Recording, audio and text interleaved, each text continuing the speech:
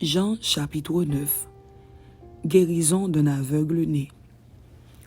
Jésus vit en passant un homme aveugle de naissance.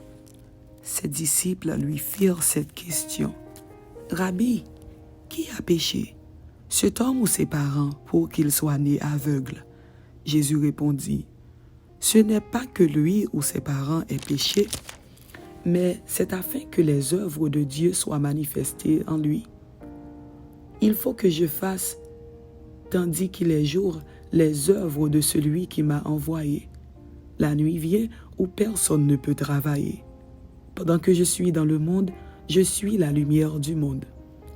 Après avoir dit cela, il cracha à terre et fit de la boue avec sa salive, puis il appliqua cette boue sur les yeux de l'aveugle et lui dit, « Va et lave-toi au réservoir de Siloé », nom qui signifie « envoyé ».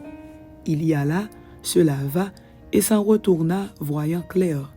Ses voisins et ceux qui auparavant l'avaient connu comme un mendiant disaient, « N'est-ce pas là celui qui se tenait assis et qui mendiait ?» Les uns disaient, « C'est lui », d'autres disaient, « Non, mais il lui ressemble. » Et lui-même disait, « C'est moi. » Ils lui dirent donc, « Comment tes yeux ont-ils été ouverts ?» Il répondit, « L'homme qu'on appelle Jésus a fait de la boue, a oint mes yeux et m'a dit, « Va au réservoir de Siloé et lave-toi. » J'y suis allé, je me suis lavé et j'ai recouvré la vue. Ils lui dirent, « Où est cet homme ?» Il répondit, « Je ne sais. » Ils menèrent vers les pharisiens celui qui avait été aveugle. Or, c'était un jour de sabbat que Jésus avait fait de la boue et lui avait ouvert les yeux. De nouveau, les pharisiens aussi lui demandèrent comment il avait recouvré la vue. Et il leur dit, « Il a appliqué de la boue sur mes yeux, je me suis lavé et je vois. » Sur quoi quelques-uns des pharisiens dirent, « Cet homme ne vient pas de Dieu, car il n'observe pas le sabbat. » D'autres dirent, « Comment un homme pécheur peut-il faire de tels miracles ?» Et il y eut division parmi eux. Ils dirent encore à l'aveugle, « Toi, que dis-tu de lui, sur ce qu'il t'a ouvert les yeux ?» Il répondit, « C'est un prophète. » Les Juifs ne crurent point qu'il eût été aveugle et qu'il eût recouvré la vue jusqu'à ce qu'ils eussent fait venir ses parents. Et ils les interrogèrent, disant, « Est-ce là votre fils que vous dites être né aveugle? Comment donc voit-il maintenant ?» Ses parents répondirent, « Nous savons que c'est notre fils et qu'il est né aveugle. Mais comment il voit maintenant ou qui lui a ouvert les yeux, c'est ce que nous ne savons. Interrogez-le lui-même, il a de l'âge, il parlera de ce qui le concerne. » Ses parents dirent cela parce qu'ils craignaient les Juifs, car les Juifs étaient déjà convenus que si quelqu'un reconnaissait Jésus pour le Christ, il serait exclu de la synagogue. C'est pourquoi ses parents dirent, « Il a de l'âge, interrogez-le lui-même. » Les pharisiens appelèrent une seconde fois l'homme qui avait été aveugle, et ils lui dirent, « Donne gloire à Dieu, nous savons que cet homme est un pécheur. » Il répondit, « S'il est un pécheur, je ne sais. Je sais une chose, c'est que j'étais aveugle et que maintenant je vois. » Ils lui dirent, « Que t'a-t-il fait? Comment t'a-t-il ouvert les yeux ?» Il leur répondit, « Je vous l'ai déjà dit et vous n'avez pas écouté. Pourquoi voulez-vous l'entendre encore? Voulez-vous aussi devenir ses disciples? » Ils l'injurièrent et dirent, « C'est toi qui es son disciple. Nous sommes disciples de Moïse. Nous savons que Dieu a parlé à Moïse, mais celui-ci, nous ne savons d'où il est. » Cet homme leur répondit, « Il est étonnant que vous ne sachiez d'où il est, et cependant il m'a ouvert les yeux. Nous savons que Dieu n'exauce point les pécheurs, mais si quelqu'un l'honore et fait sa volonté, c'est celui-là qui l'exauce. Jamais on n'a entendu dire que quelqu'un ait ouvert les yeux d'un aveugle né.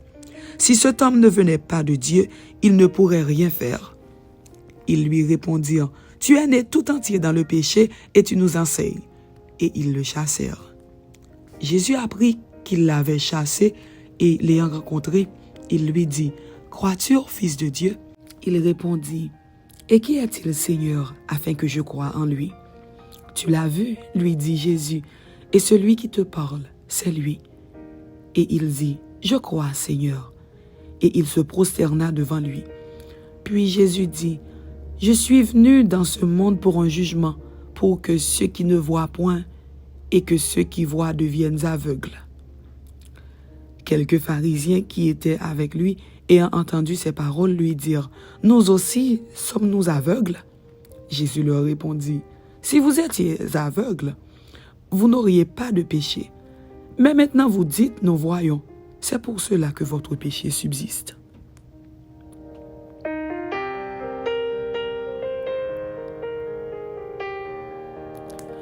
Jean chapitre 10. Le bon berger. En vérité, je vous le dis, celui qui n'entre pas par la porte dans la bergerie, mais qui y monte par ailleurs, est un voleur et un brigand. Mais celui qui entre par la porte est le berger des brebis. Le portier lui ouvre, et les brebis entendent sa voix. Il appelle par leur nom les brebis qui lui appartiennent, et il les conduit dehors.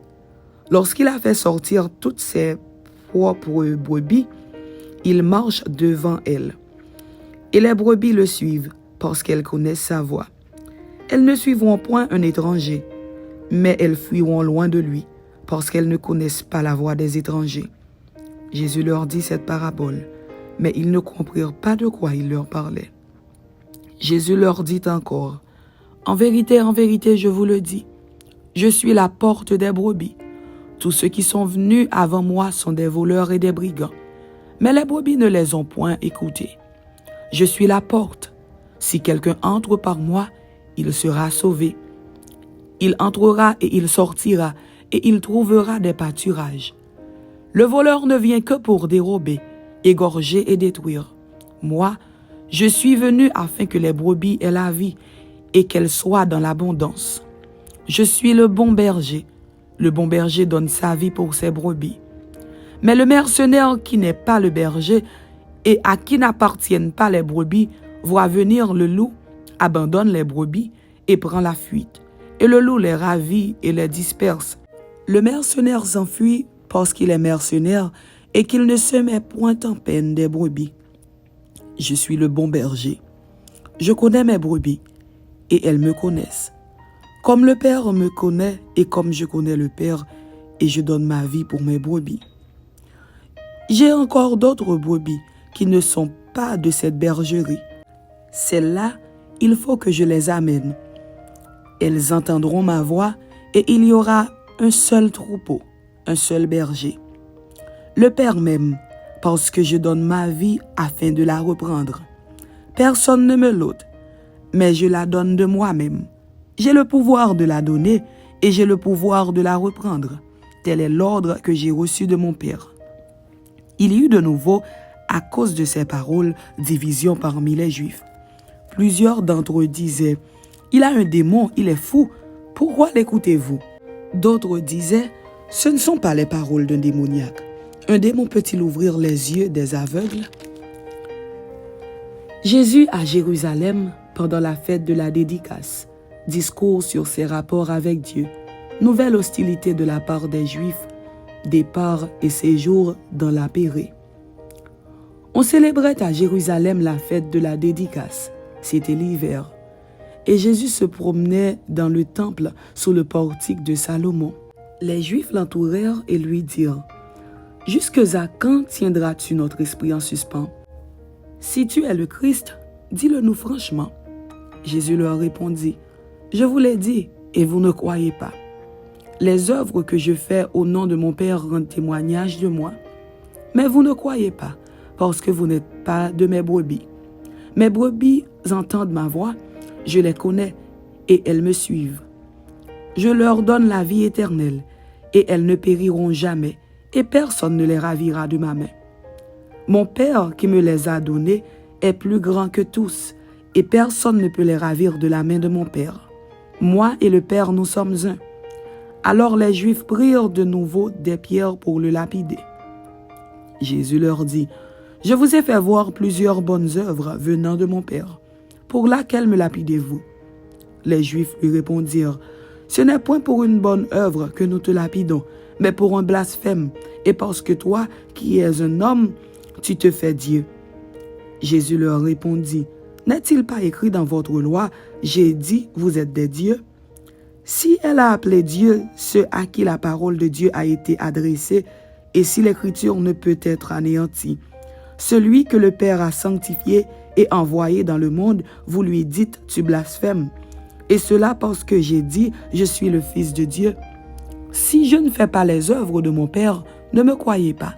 Mais si je les fais, quand même vous ne me croyez point, croyez à ces œuvres, afin que vous sachiez et reconnaissiez que le Père est en moi et que je suis dans le Père. » Là-dessus, ils cherchèrent encore à le saisir, mais il s'échappa de leurs mains. Jésus s'en alla de nouveau au-delà du Jourdain, dans le lieu où Jean avait d'abord baptisé, et il y demeura. Beaucoup de gens vinrent à lui, et ils disaient, « Jean n'a fait aucun miracle. » Mais tout ce que Jean a dit de cet homme était vrai. Et dans ce lieu-là, plusieurs courent en lui.